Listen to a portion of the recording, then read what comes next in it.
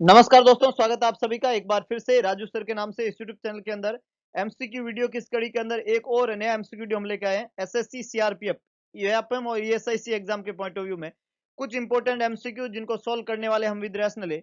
तो फटाफट से लिंक को शेयर कर दीजिए, चैनल को लाइक कर दीजिए और अभी तक आपने चैनल को सब्सक्राइब नहीं किया तो फटाफट से चैनल को सब्सक्राइब कर दीजिए। मैक्सिमम लोगों तक इस वीडियो की अप्रोच करवाइए ताकि मैक्सिमम जो है स्टूडेंट अब से कनेक्ट हो सके और इसे एक बेहतरीन एमसीक्यू सेशन का फायदा उठा सके। तो आप लोगों से गुजारिश फटाफट से लिंक को शेयर कर दीजिए और इसके अलावा हर क्वेश्चन को ध्यान से पढ़ें, अपना आंसर पुट करें जो भी आपको राइट आंसर लगता है, उसके बाद में रैशनल को ध्यान से सुने और सुनने के बाद में करेक्ट आंसर का पता लगाएं और उसके बाद में अगर आपने गलत जवाब दिया है तो अपने आप को करेक्ट करिए दोबारा से आंसर देके। इससे आपका कॉन्फिडेंस बिल्डअप होता है और किसी भी एग्जाम को क्रैक करने में ये आपकी मदद करता है। तो फटाफट से लिंक को शेयर कर दीजिए। शुरुआत करते हैं एक बेहतरीन एमसीक्यू सेशन की।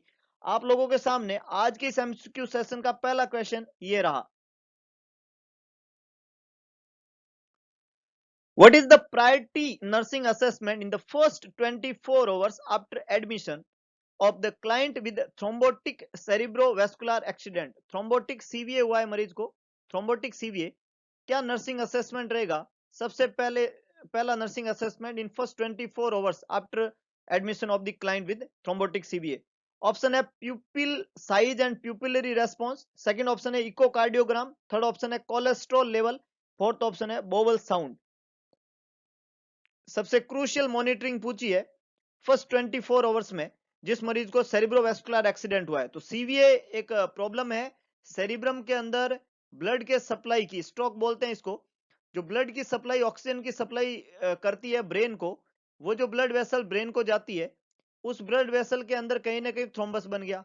अब थ्रोम्बस बनने से सेरिब्रम के उस एरिया में ब्लड की सप्लाई नहीं हो रही है और ब्लड की सप्लाई नहीं होने से उस एरिया में परमानेंट डैमेज हो जाना सेरिब्रोवास्कुलर एक्सीडेंट कहलाता है। तो ये एक न्यूरोलॉजिकल प्रॉब्लम है। उस न्यूरोलॉजिकल प्रॉब्लम में होने का रीजन था कि थ्रोम्बस का बनना। और जब ब्रेन ढंग से काम नहीं करता है तो सबसे पहला मतलब जब भी ब्रेन में प्रॉब्लम होती है, सेरिब्रम में प्रॉब्लम होती है, तो उससे पेरिफ्रम में सप्लाई करती है क्रेनियल नर्व। कौन सप्लाई करती है? Cranial nerve. तो जब ब्रेन में प्रॉब्लम होगी, सेंटर ब्रेन जो है, सेरिब्रम जो है वो सेंट्रल नर्वस सिस्टम का पार्ट है। जब सेंटर में प्रॉब्लम होती है तो पेरिफेरल अफेक्ट होता है, तो क्रेनियल नर्व अफेक्ट होगी। और क्रेनियल नर्व जो सप्लाई करती है प्यूपिल को, आई की इंट्राओक्युलर और एक्स्ट्राओक्युलर मसल को, ना थर्ड फोर्थ एंड सिक्स्थ, उनमें प्रॉब्लम होने की वजह से मरीज के अंदर बिल्कुल एक करेक्ट आंसर है प्यूपिलरी साइज और प्यूपिलरी रेस्पॉन्स जो है वो अबनॉर्मल देखने को मिलेगा। तो पहले 24 आवर्स का सबसे इंपॉर्टेंट नर्सिंग असेसमेंट हमेशा रहता है सीवीए के मरीज में कि हम वहां पे क्या चेक करेंगे? Pupillary response and प्यूपिल size. ये इंडिकेट करेगी कि मरीज की क्रेनियल नर्व के आसपास कुछ चेंजेज हुए हैं, सीवीए इन्फेक्शन हुआ है, वहां पे कुछ एरिया डैमेज हुआ है, उसकी वजह से जो है प्रॉपर रेस्पॉन्ड नहीं कर रही है उसकी प्यूपिल एंड प्यूपिल की साइज और प्यूपिल के रेस्पॉन्स। इकोकार्डियोग्राम हार्ट का एक टेस्ट है, हार्ट की स्ट्रक्चरल डिफॉल्ट का पता लगाने के लिए काम में लिया जाता है। कोलेस्ट्रॉल लेवल जो होता है वो ब्लड में कोलेस्ट्रॉल के लेवल से संबंधित है, एलडीएल, एचडीएल, वीएलडीएल, है ना, उससे संबंधित ये टेस्ट होता है। इसका संबंध डायरेक्ट सीवीएस से नहीं है। और बोवल साउंड जो है वो इंटेस्टाइन से संबंधित प्रॉब्लम है ना। तो ज्यादातर कोलेस्ट्रॉल लीवर में प्रॉब्लम या लीवर से संबंधित टेस्ट होता है। इको हार्ट से संबंधित और बोवल साउंड जो है वो जो है आंत से संबंधित। तो ये प्रॉब्लम जो सीवीए है वो इन तीन ऑर्गन की नहीं है। ये प्यूपिल साइज और प्यूपिल रेस्पॉन्स जो है ब्रेन नर्वस सिस्टम के बारे में बताता है और बीमारी नर्वस सिस्टम के, इसलिए जवाब ए बनेगा। Very good, maximum people are correct, बहुत अच्छे। When obtaining a specimen from a client with sputum culture and sensitivity, culture और सेंसिटिविटी का आप स्पेसिमेन कलेक्ट कर रहे हो एक मरीज से, nurse knows that which of the following instruction is best, कौन सा बेस्ट इंस्ट्रक्शन है उस मरीज को? जिस मरीज का sputum culture and sensitivity test आपको कराने के लिए एक स्पेसिमेन आपको कलेक्ट करना है, तो उसको ऑब्टेन करने में सबसे बेस्ट इंस्ट्रक्शन क्या है? फर्स्ट ऑप्शन लिखा हुआ है after pursed lip breathing cough into a container, pursed lip breathing करके कंटेनर में कॉफ करे। सेकंड यहाँ पे लिखा हुआ है upon awakening cough deeply and expectorate into the container, है ना, जग के डीपली कॉफ करके एक्सपेक्टोरेंट को कंटेनर के अंदर लेना होता है। तीसरा है save all the sputum for 3 days in A covered container में, 3 दिन से स्पुटम जो इकट्ठा किया आपने वो आपको वहां पे काम में लेना होता है। और लास्ट है after respiratory treatment expectorant into the container, respiratory treatment के बाद में जो एक्सपेक्टोरेंट है उसको कंटेनर के अंदर आपको स्पिट आउट करना है। विच इज द करेक्ट वन? फटाफट से अपना जवाब लिखिएगा, फटाफट से जवाब लिखिएगा। तरीका स्पुटम को कलेक्ट करने का। वेरी गुड, कुछ लोगों ने ठीक से पहचाना है, बहुत बढ़िया। जब भी आपको कंटेनर में स्पेसिमेन कलेक्ट करना है तो पर स्लिप ब्रीदिंग का वहां रोल नहीं है ना, तो ये तो खोटा जवाब हो गया, ये नहीं है। स्पुटम को 3 दिन का एक साथ इकट्ठा नहीं करते हैं, ये ओल्ड हो जाएगा। और रेस्पिरेटरी ट्रीटमेंट देके एक्सपेक्टेंट को कंटेनर में नहीं लेना है। तो ए, सी और डी तीनों ही खोटे जवाब है जिन भी लोगों ने जवाब दिया है। बी बिल्कुल करेक्ट आंसर है ना। पहले मरीज को अवेकनिंग कराएंगे, जगाएंगे, जब वो सुबह सुबह जग गया है तो उसको कॉफ करना है डीपली, अर्ली मॉर्निंग के समय डीपली कॉफ करना है, खांसी करनी है, और जो एक्सपेक्टेंट आता है उसको कंटेनर के अंदर क्या करना है, कलेक्ट करना है ना। तो इससे क्या होगा, बहुत ज्यादा अमाउंट के अंदर जो भी मटेरियल होएगा वो स्पुटम के अंदर आएगा और ये करेक्ट रिपोर्ट देगा, करेक्ट डाटा देगा। तो बी बिल्कुल करेक्ट आंसर है, बाकी सारे खोटे जवाब है यहाँ पे। बहुत अच्छे, very good.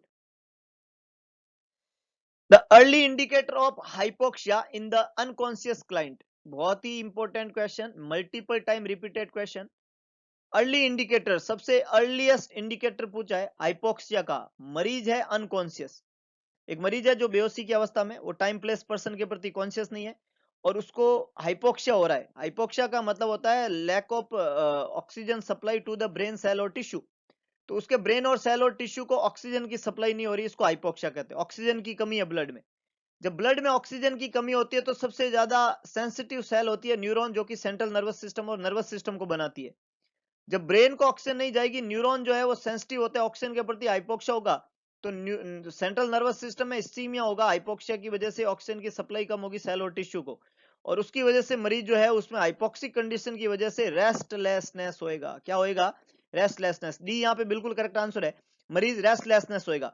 Cyanosis late sign में आता है, अर्लीस्ट साइन नहीं है। हाइपरटेंशन और इंक्रीज रेस्पिरेशन का संबंध हाइपोक्सिया के अर्ली इंडिकेटर से संबंधित नहीं होता है। अब आप कहोगे साहब मरीज तो अनकॉन्शियस है, तो फिर रेस्टलेसनेस कैसे होगा? तो अनकॉन्शियस मरीज है, कोमा में नहीं है, वो मरा हुआ मरीज नहीं है, वो जिंदा है, और जिंदा आदमी रेस्टलेसनेस होता है। और उल्टा अनकॉन्शियस मरीज ज्यादा रेस्टलेसनेस होता है। आपने देखा होगा कि जो मरीज को होश नहीं होता है वो कुछ भी हाथ पैर हिलाता है, कुछ भी बोल सकता है। होश में जो होता है वो कुछ भी नहीं बोलता है। तो कोई भी आदमी कुछ गड़बड़ बोलता है तो हम क्या कहते हैं, होश में आओ, क्या बक रहे हो तुम, है कि नहीं है? क्योंकि जो बेहोश होता है वो कुछ भी बोल सकता है। तो रेस्टलेसनेस ज्यादा अनकॉन्शियस वाले को ही होती है, कॉन्शियस वाले को ज्यादा रेस्टलेसनेस नहीं रहती है, इसलिए आंसर डी रहेगा। बहुत अच्छे, very good. Patient age 41 undergoes a right upper lobectomy. Post operatively he has a chest tube connected to an underwater seal with suction. समझ गए? 41 साल उम्र है और उस मरीज को जो है राइट अपर लोबेक्टोमी हुई है और पोस्ट ऑपरेटिवली एक चेस्ट ट्यूब जो है वो कनेक्ट की है अंडर वाटर सील सक्शन से। One day after surgery the nurse detect no bubbling in the suction compartment. एक दिन बाद में नर्स देखती है कि वहां पे कोई बबलिंग नहीं हो रही है सक्शन कंपार्टमेंट के अंदर। चेस्ट ट्यूब डाली हुई है, नीचे जो है water seal chest drainage system है, और एक दिन बाद में उसमें कोई बबलिंग ही नहीं हो रही कंपार्टमेंट में। What would be the best nursing action? क्या बेस्ट नर्सिंग एक्शन रहेगा अगर वहां पे कुछ भी मूवमेंट नहीं हो रहा है? तो क्या नर्सिंग एक्शन रहेगा? फर्स्ट है milk the chest tube using slow even stroke. Chest tube को ऐसे थोड़ा मरोड़ के छोड़ेंगे, शायद कहीं रुकावट आ गई इसलिए बबलिंग नहीं हो रही है। दूसरा है add more sterile water to the suction compartment, उस कंपार्टमेंट में और पानी ऐड करो। तीसरा है check the practitioner's order for amount of suction and increase pressure until gentle bubbling occur. Amount of pressure check करो और थोड़ा प्रेशर को बढ़ाओ जब तक जेंटल बबलिंग शुरू नहीं हो जाती। और लास्ट है check the practitioner order for amount of suction and increase the water seal by 3.9 10 centimetre, उसको और बढ़ाना है ऑर्डर को चेक करके। Which is the correct one? Chest tube bubbling नहीं कर रही है, क्या करेंगे आप?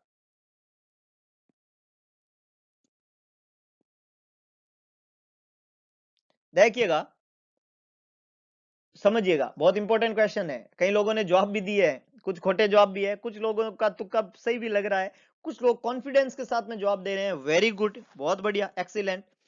देखिएगा, मिल्किंग कभी भी नहीं करते चेस्ट ट्यूब को, इसलिए ये तो खोटा हो गया, है ना। मिल्किंग कभी भी नहीं की जाती है, इसलिए ये आंसर तो यहाँ पे नहीं बन सकता। बी में लिखा है add more sterile water to the suction compartment, तो एक फिक्स लाइन होती है, उतना ही ऐड कर सकते हो, उससे ज्यादा पानी ऐड करने की जरूरत नहीं है, इसलिए ये भी खोटा हो गया। इसके बाद में यहाँ पे लिखा हुआ है check the practitioner order for amount of suction and increase the water seal by. Water seal को हमने बोला इंक्रीज नहीं करना है, हमने बोला पानी फिक्स होता है, एक लाइन तक भर दिया आपने, उसको और नहीं बढ़ा सकते।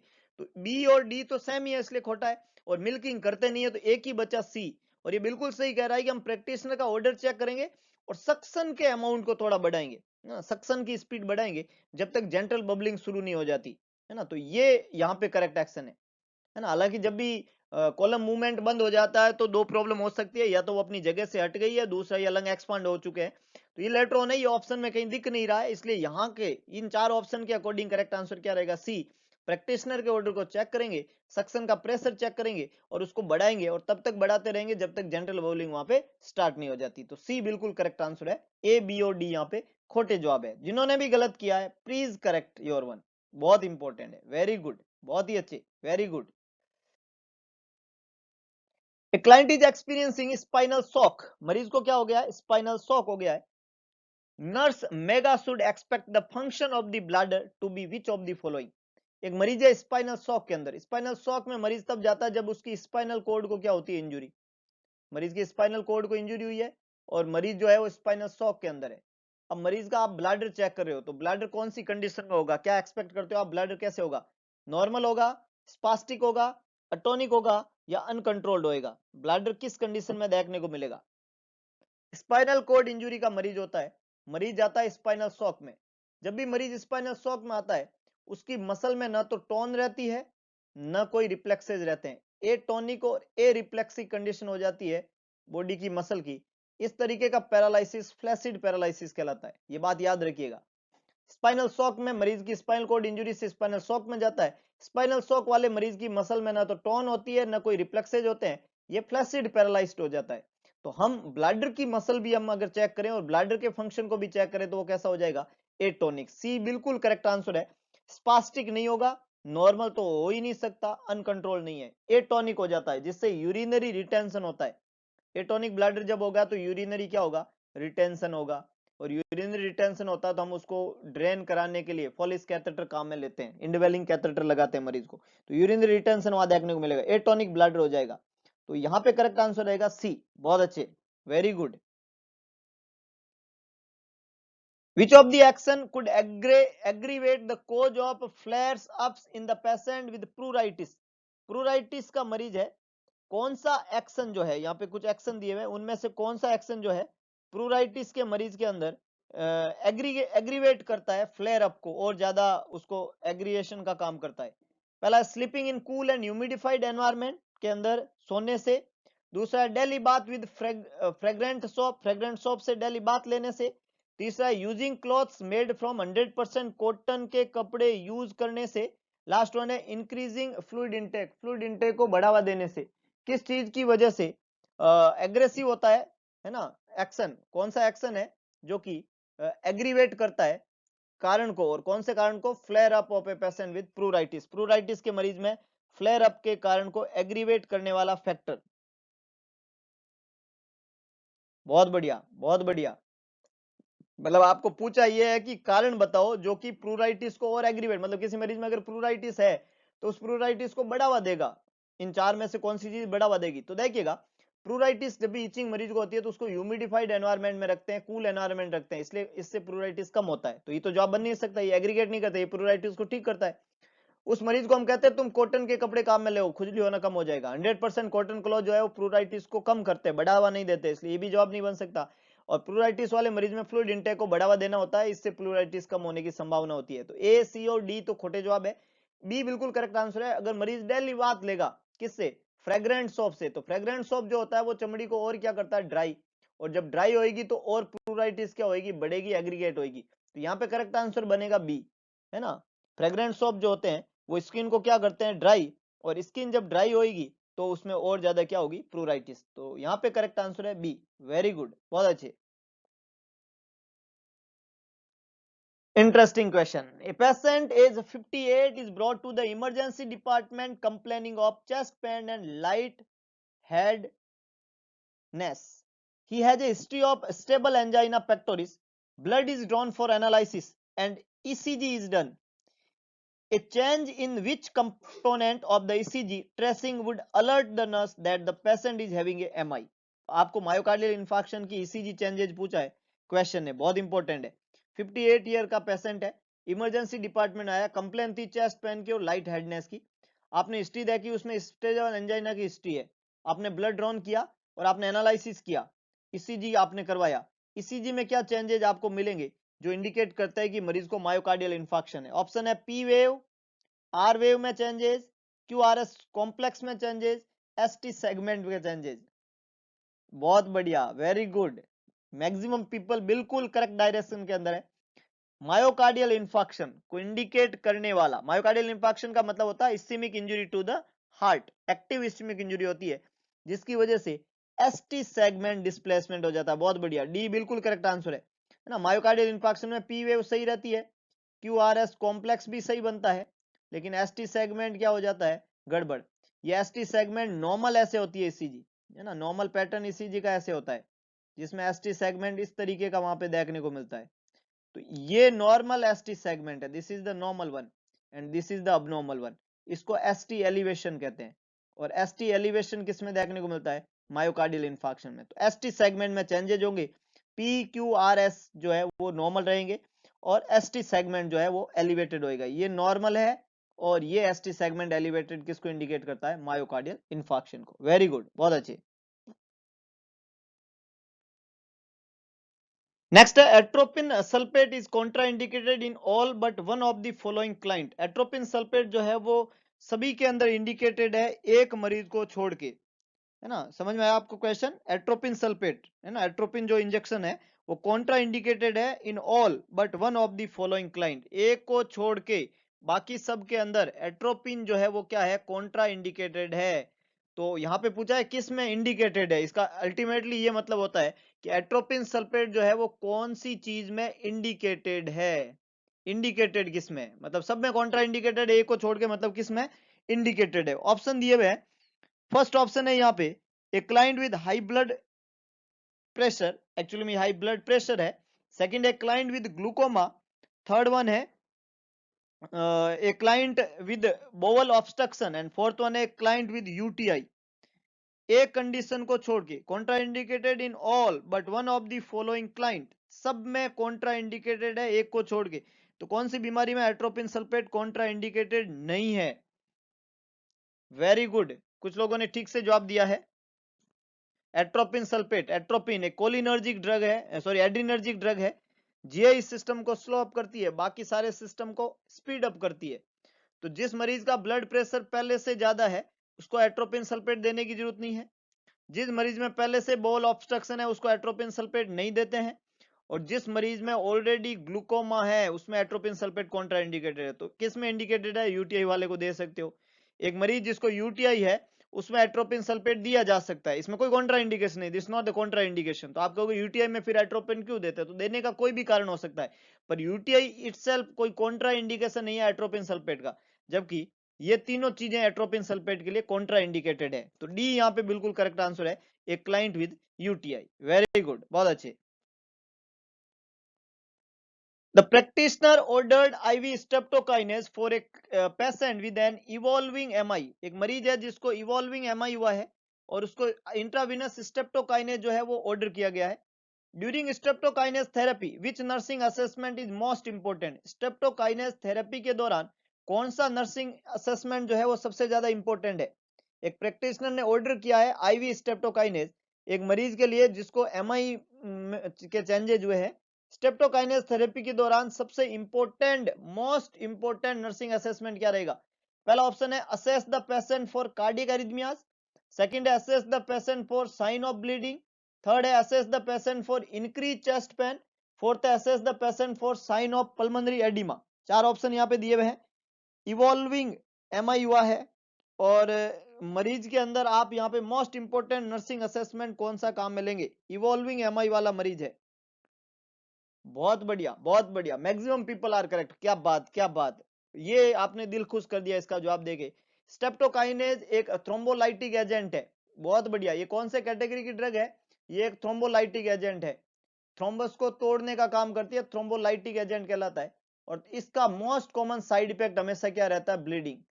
स्ट्रेप्टोकाइनेज का मोस्ट कॉमन साइड इफेक्ट क्या रहता है? Bleeding. B is the correct one, है ना। इस जब ये दवाई देते हैं स्ट्रेप्टोकाइनेज थेरेपी देते हैं तो इसका मेजर कॉम्प्लिकेशन है ब्लीडिंग। स्ट्रेप्टोकाइनेज जो है वो थ्रोम्बोलाइसिस करता है, है ना, प्लाज्मिनोजन को एक्टिव करने का काम करता है और जिससे फिब्रिन क्लोट जो है उनका डिग्रेडेशन होता है, उनका ब्रेकडाउन होता है, इससे ब्लीडिंग होने की संभावना होती है। स्ट्रेप्टोकाइनेस जो है उसका दूसरा कॉम्प्लिकेशन रहता है कि इससे एलर्जिक रेस्पॉन्स होता है ना, कई मरीजों को एलर्जी होता है, इसलिए इस दवाई को देने से पहले एएसटी करते हैं, सेंसिटिविटी टेस्ट करते हैं, क्योंकि मरीज को एलर्जी होती है इससे।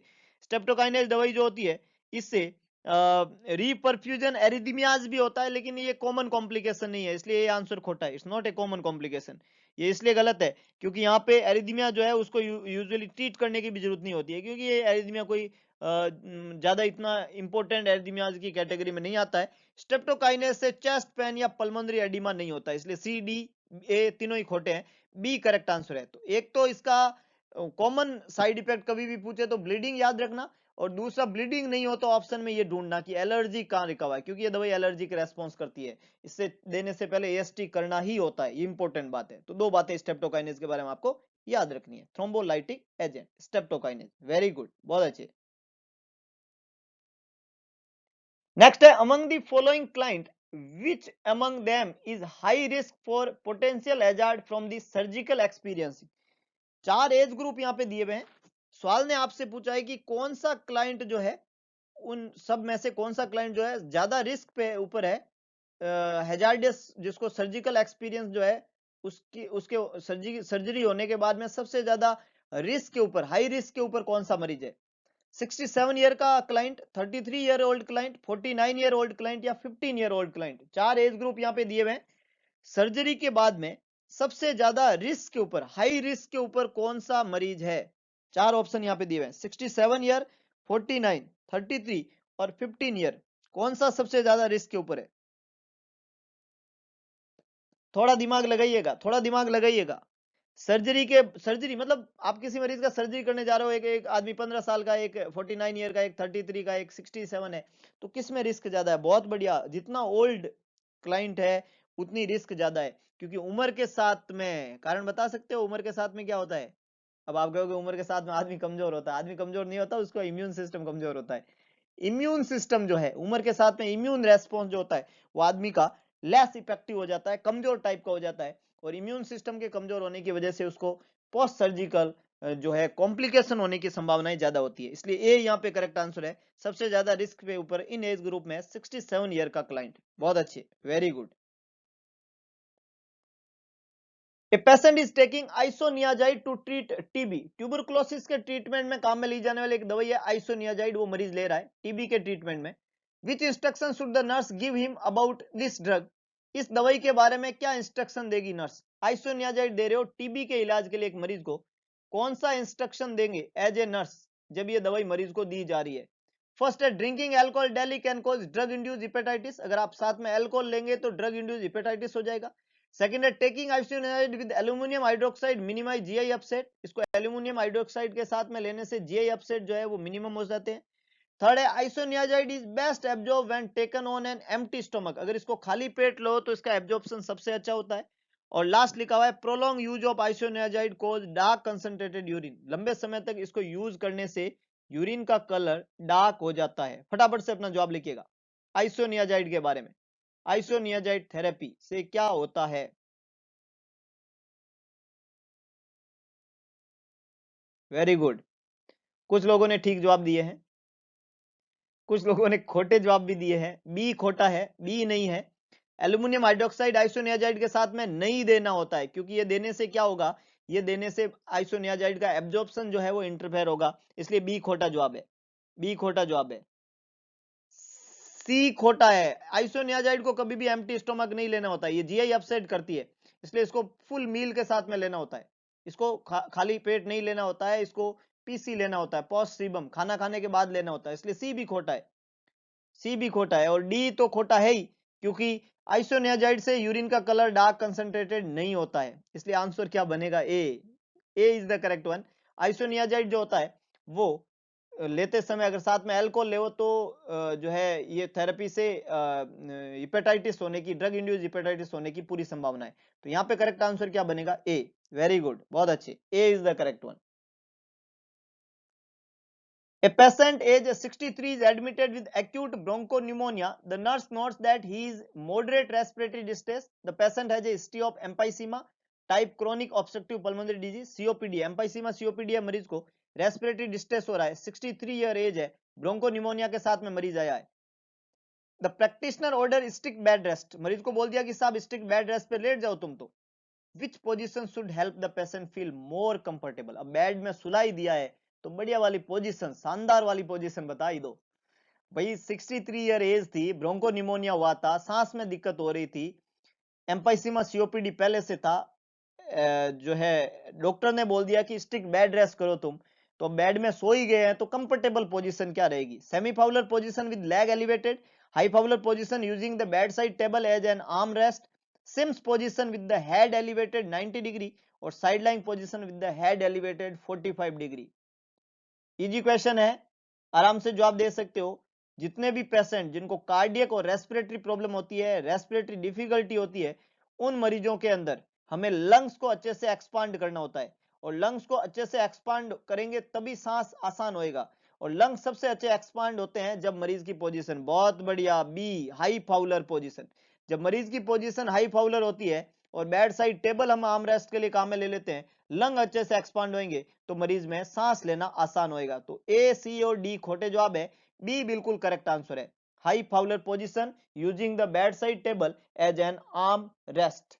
तो ये कुछ इंपॉर्टेंट एमसीक्यू आज के इस वीडियो लेक्चर में हमने पढ़े हैं। इसी तरीके के मजेदार वीडियो को सुनने के लिए जुड़े हुए रहिए मेरे यूट्यूब चैनल से। अगर आपको वीडियो पसंद आए तो वीडियो को लाइक करें, वीडियो को शेयर करें और कमेंट बॉक्स में अपना सुझाव दें। और इसके अलावा एक काम करें, भगवान कृष्ण ने कहा था कि सारथी बने, स्वार्थी ना बने, संकल्प ले, मोरल ड्यूटी अपनाए और 10 से 20 लोगों तक इस कंटेंट को पहुंचाने में मदद करें। देखिएगा, आज ही इसको शेयर करें अपने व्हाट्सएप पे, अपने ग्रुप्स के अंदर मैक्सिमम लोगों तक पहुंचाए, क्योंकि ये वो कंटेंट है, सिलेक्टेड कंटेंट है, जो आपको किसी भी एग्जाम में सिलेक्ट होने के लिए बहुत मदद करेगा। और ये कंटेंट आपको कई सारे कंसेप्ट को बनाएगा जो आपको एग्जाम में हूबहू लगाना है, और ये मैक्सिमम लोगों तक जाएगा तो दुआएं लगती है, और जब लोगों की दुआएं दिल से लगती है तो नौकरी थोड़ी आसानी से लग जाती है। तो अगर आप चाहते हैं कि आपको नौकरी आसानी से मिले तो दुआएं जो है वो इकट्ठा करिए, और बहुत सारी दुआएं जब इकट्ठा हो जाती है तो एक बेहतरीन भविष्य बन जाता है। बेहतरीन भविष्य की तरफ हम सब अग्रसर है।